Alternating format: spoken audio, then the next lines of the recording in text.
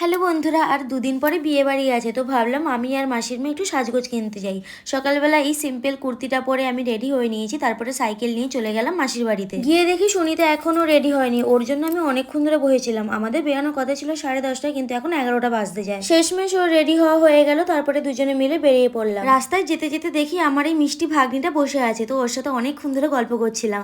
তারপরে দেখি অনেকটা দেরি হয়ে গেছে, আমরা সঙ্গে সঙ্গে আবারও চলে গেলাম সাজার দোকানে। এই সাজগোজের দোকানটা সুনিতার স্কুলের পুরো পাশে, আর এই দোকানের জিনিসপত্রগুলো এতটাই কম দাম যে সারাক্ষণ দোকানটাতে ভিড় থাকে। জিনিসপত্র মোটামুটি কেনাকাটা হয়ে গেছে, তারপরে আমি আর সুনিতা বাড়ির দিকে রওনা দিলাম। যেতে যেতে দেখি ভাগ্নি ওখানেই বসে খেলাধুলা করছে। আমরা আবারও ওর কাছে বসে অনেকক্ষণ গল্প করলাম, আর পাশে একটা পানা পুকুর ছিল, ওখানে এই ফুলগুলোও ফুটেছিল।